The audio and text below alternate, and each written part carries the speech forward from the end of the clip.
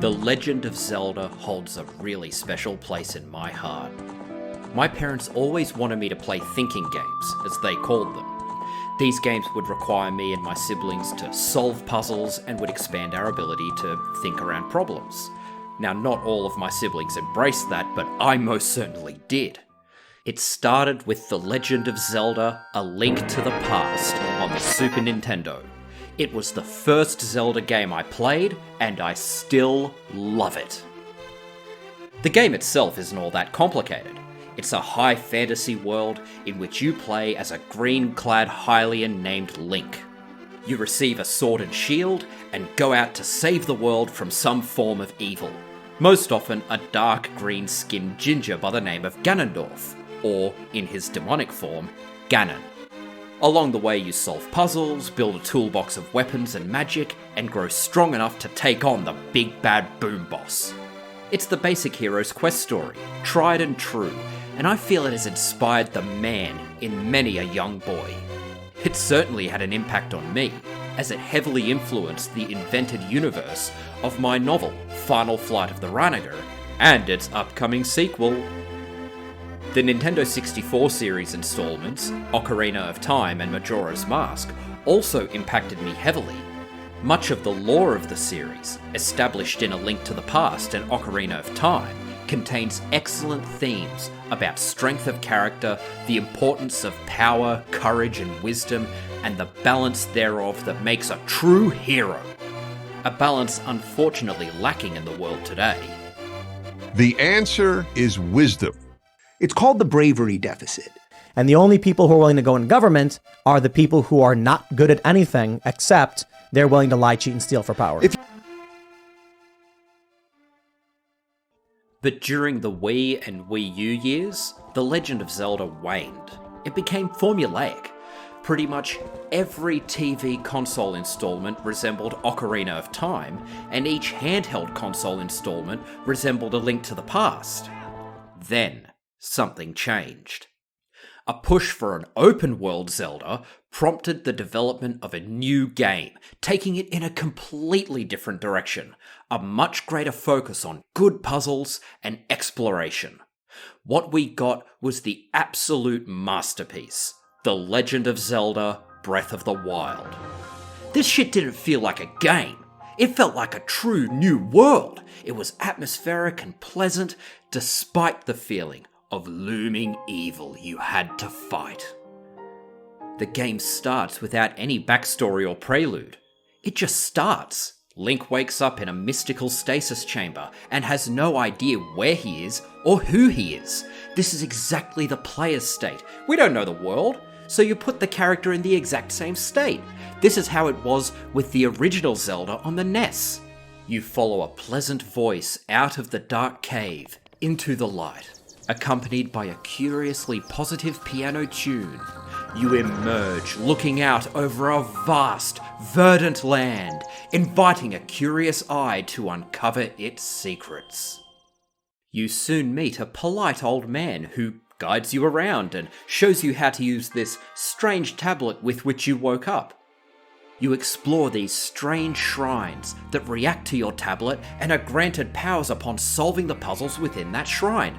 When you complete those shrines, you pray to a statue of the goddess, to whom you give those shrine treasures in exchange for more health and/or stamina.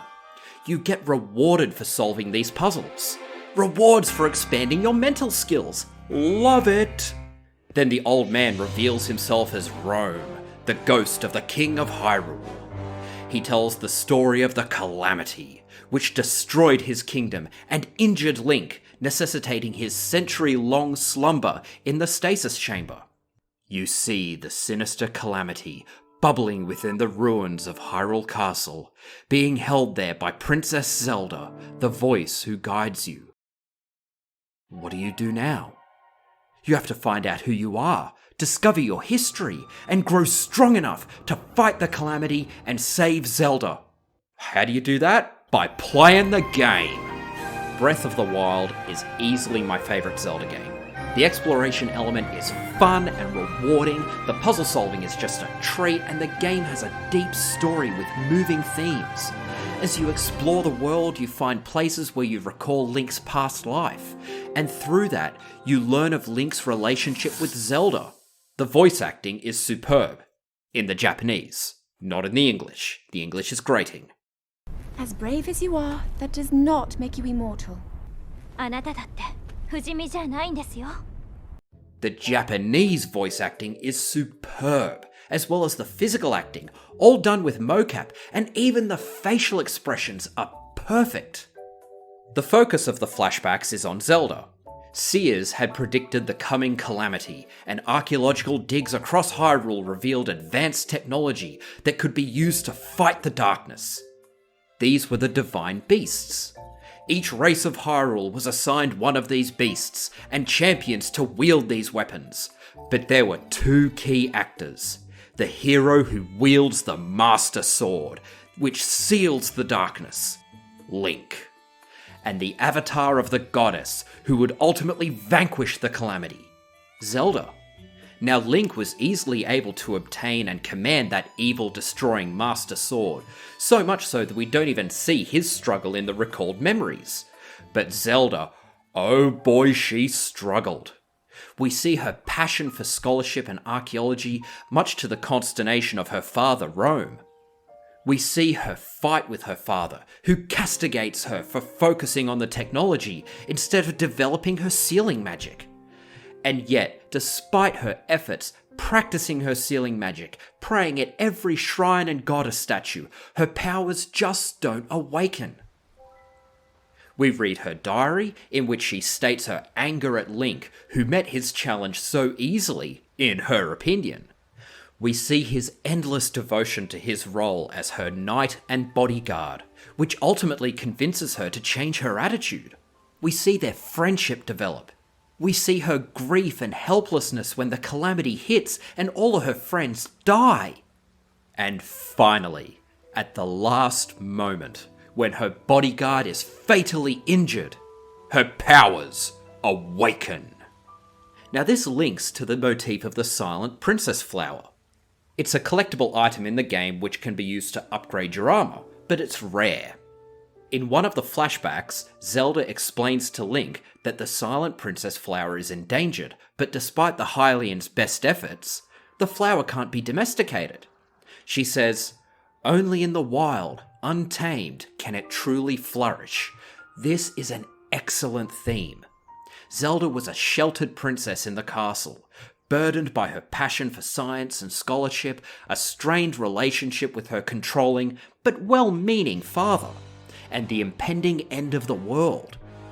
Only upon that sheltered, constraining, domesticated life falling apart, exposing her to adversity, was she truly able to flourish and awaken her sealing powers. This is actually a similar arc to Nalaya's story from Final Flight of the Ranaga. Go and grab it off cscooper.com.au/shop. This is awesome! It establishes an emotional connection not just with the hero, because we're helping him discover his forgotten past, but with the woman we're trying to save. We know she's holding the calamity down, and has been for a century. But now we know what kind of person she is, and have made friends with her. Because we, as the player, actually like her, we want to play the game and save her. And we get a satisfying emotional payoff at the end when, if we've collected all the memories, we see an awesome post-credit scene, wherein Zelda says, with a slightly weird smile, that she's happy, standing amid a field of silent princess flowers. Quite frankly, I find Breath of the Wild to be an absolutely perfect Legend of Zelda game. There isn't more I could possibly want from the franchise than that. Then came an announcement of a Breath of the Wild sequel. It was a dark, brooding, sinister trailer, in which Zelda and Link explore a dark underworld. They find a strange, red-haired mummy, which in a horrific fashion comes to life and screams at them. This got everyone excited, including me. A little bit. To be fair, I had a lot more on my mind when this trailer hit, like publishing my books. When Tears of the Kingdom became available for pre-order, I put down for one on a whim. It came in, I picked it up, and immediately had a hard time playing it. Part of it was because my Joy-Con thumbsticks wouldn't stop drifting, and it made the game almost unplayable, so I went and bought a new controller and had a better go of it. Having said that, I found the game overwhelming and exhausting.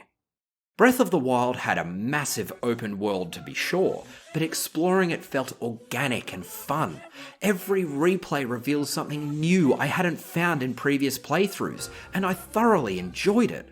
Especially finding Koroks and ore deposits, and the flashbacks are the delicious core of the experience, because they feel like we are finally seeing Zelda's legend. The Legend of Zelda. Every part of it just felt fun. Tears of the Kingdom has the same massive open world. The topography is the same, but there are a few landmark differences and some of the environment has changed.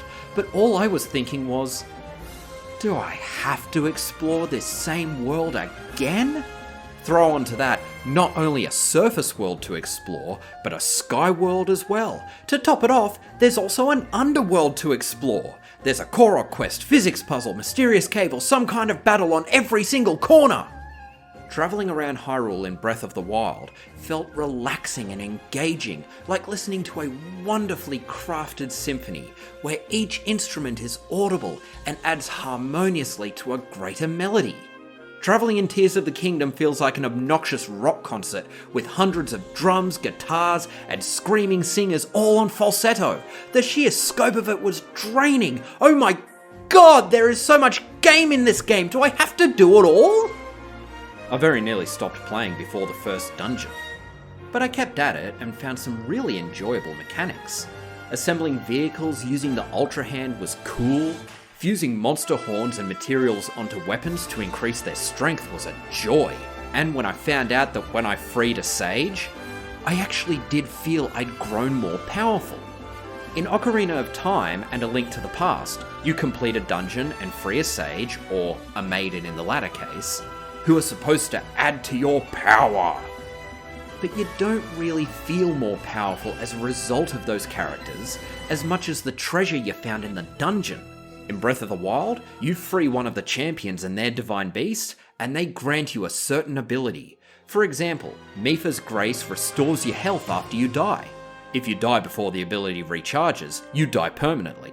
Daruk's protection is like a force field that delivers a recoil on impact, but it breaks if you hit it too many times.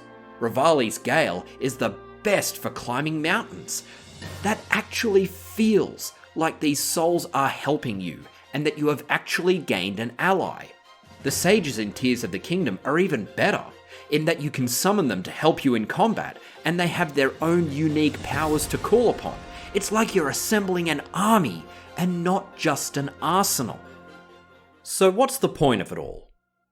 Tears of the Kingdom starts just as the trailer pointed out. Zelda and Link are exploring the catacombs beneath Hyrule, investigating the source of a miasma called gloom. They find ruins of an ancient race, the Zonai, in the catacombs. These resemble the Typhlo and Faron Forest ruins from Breath of the Wild. At the deepest point, they find a mummy, held in place by a glowing claw. The claw falls off, and a jewel tumbles along the floor into Zelda's hand. The mummy comes to life and attacks with dark energy. Link defends Zelda, but the Master Sword is destroyed, along with his right arm. The mummy gloats that they're no match for him, and then unleashes his power, causing the castle to rise into the sky. An earthquake knocks Zelda into the abyss, and Link can't save her before she vanishes in a puff of golden light. The glowing claw saves Link and carries him into a bright portal.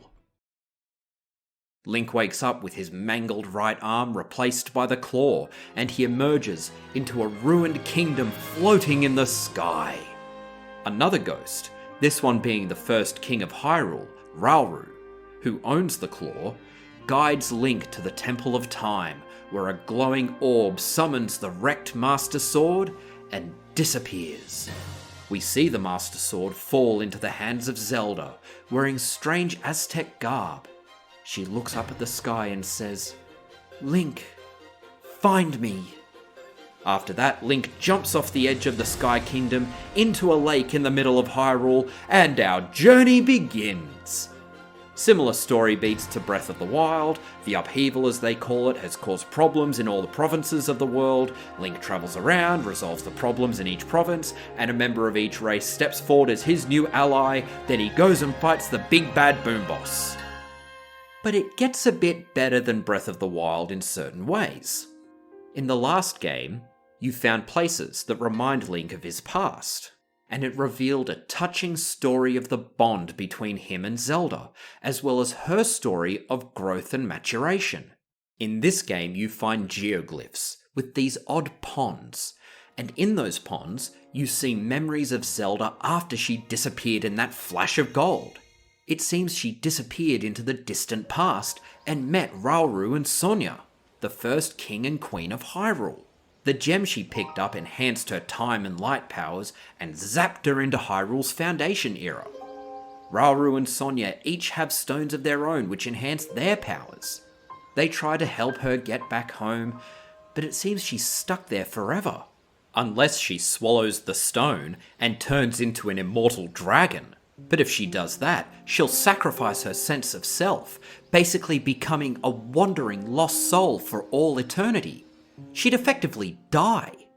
Zelda's memories tell the story of where the calamity came from.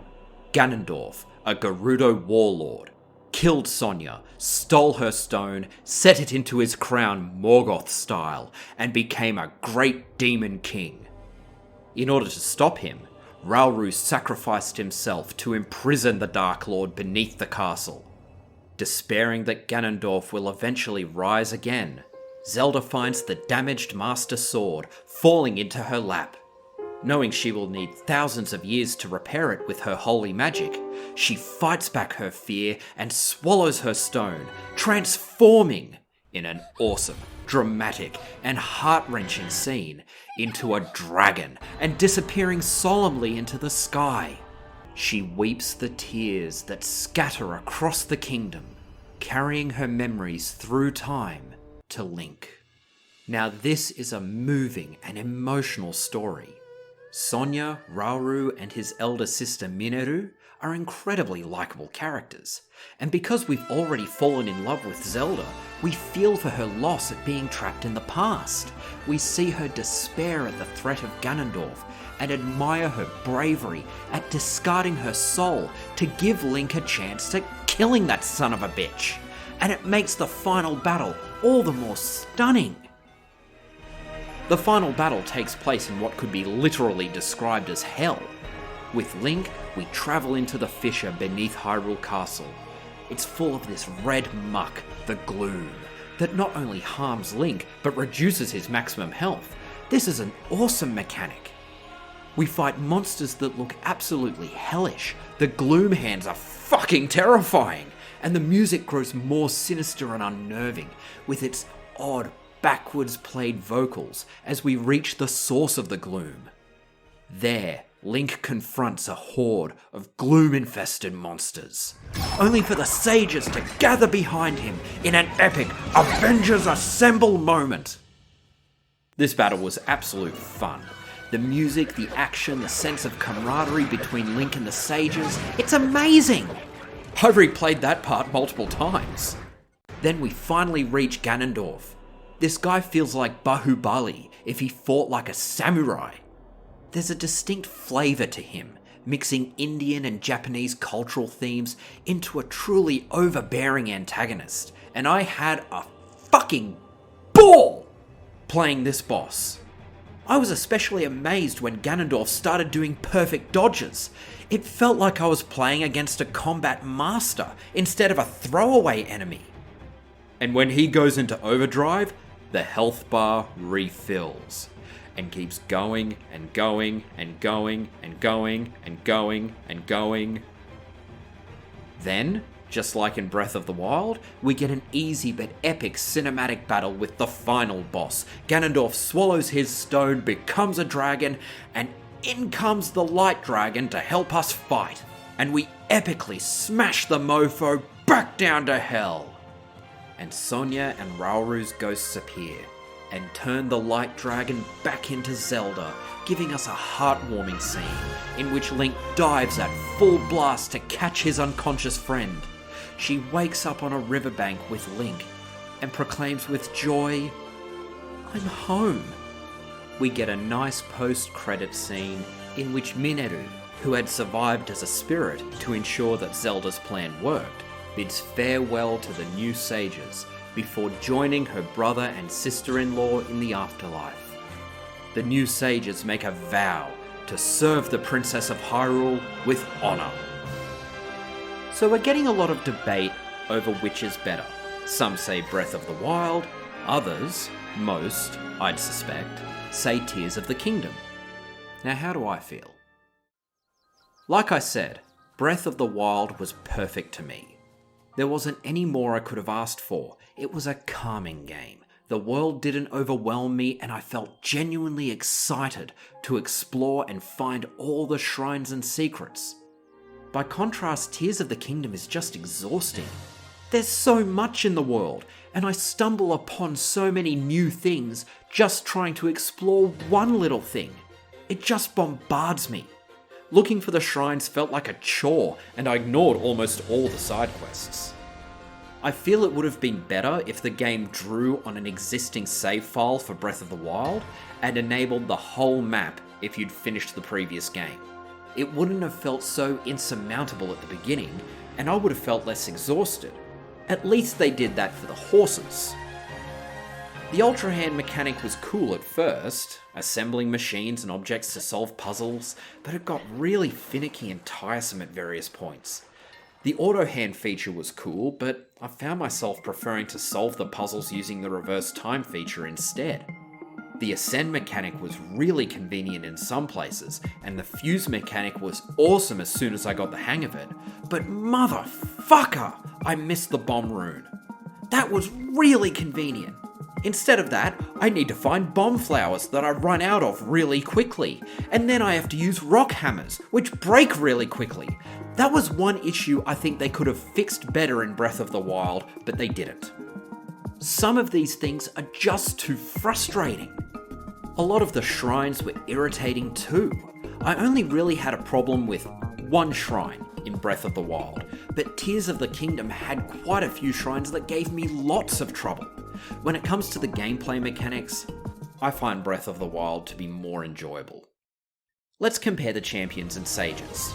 The champions were all ghosts, and so gave me their powers, which activated based on certain actions I did.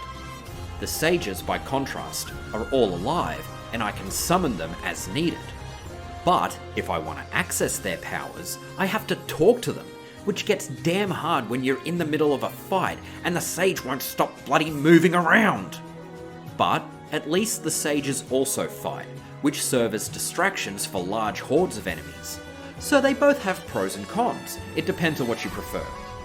I think I like the champions better, but I gotta love the sages for their team up at the very end.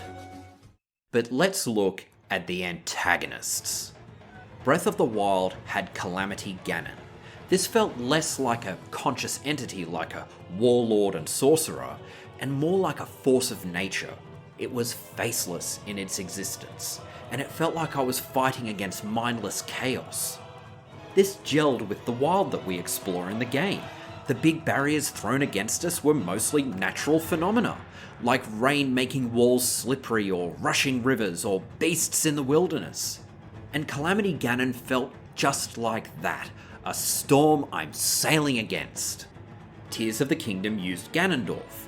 Now, to be clear, he was imposing, badass, and strong-willed, and fighting him was a joy, but from a thematic standpoint, it didn't feel quite as elemental as the Calamity. Also, I do have a problem with how Ganondorf and the Calamity fit together within the continuity, but that's really outside the point. I feel that Calamity Ganon was a better antagonist for Breath of the Wild, while Ganondorf was probably appropriate for Tears of the Kingdom's much more loaded world. But the key is the flashbacks. The flashbacks are where the stories of both games reside. So, which had the better story? Tears of the Kingdom had the advantage of Breath of the Wild's deeply compelling themes. Breath of the Wild made us fall in love with Zelda, allowing Tears of the Kingdom to move us with her sacrifice, and the touching moment when Link catches her mid-skydive. Because of that, Tears of the Kingdom does have the greater emotional payoff, but in my view, Breath of the Wild is more thematically stunning. It explores the ideas that at the precipice we discover who we truly are, that only through adversity do we improve, that triumph is born out of struggle, faith being the alchemist. Triumph is born out of struggle. Faith is the alchemist. If you want to paint pictures like this, you have to use some dark colors. And because Breath of the Wild is going in raw, it doesn't have the leg up of Tears of the Kingdom and makes a greater impact. It is the giant upon whose shoulders Tears of the Kingdom stands and sees far. Having said that, Breath of the Wild is a story about personal development, while Tears of the Kingdom is the far-reaching epic story of saving the world from an evil Dark Lord. Tears of the Kingdom is greater in scale, but lacking in depth. Any depth it has is borrowed entirely from Breath of the Wild. So which is better? In the Nintendo 64 era, Ocarina of Time and Majora's Mask had the same engine, but they were different games. One was an epic story rich in lore, but lacking in thematic depth, while the other was a smaller story with immense themes. But Majora's Mask feels, in my opinion, to be an outlier in The Legend of Zelda. A side story. It doesn't build upon Ocarina of Time aside from aesthetic similarities. The Switch era has gone in the opposite direction, creating a small but thematically deep story in a new world for its first game, and then building upon that to make an epic high fantasy story. But Majora's Mask can stand on its own merit, as can Ocarina of Time. Tears of the Kingdom can't claim this. I feel if it were the first open-world Legend of Zelda, I would not have enjoyed it nearly as much. I wouldn't have enjoyed fighting Ganondorf had I not learned the perfect dodge in Breath of the Wild. I would not have felt so much for Zelda and Link's plight had I not experienced their lives in Breath of the Wild. This is why I feel Breath of the Wild is a stronger game overall. It built a massive foundation with excellent gameplay, a peaceful atmosphere allowing us to reasonably take in this world, and a powerful story of personal growth and friendship. Tears of the Kingdom, while superb, is essentially a DLC for Breath of the Wild, gilding an already golden lily with so many jewels that scatter bright light in our eyes. Yet, in the moments we can bear that brightness, we see new shades of the magnificent tapestry known as The Legend of Zelda.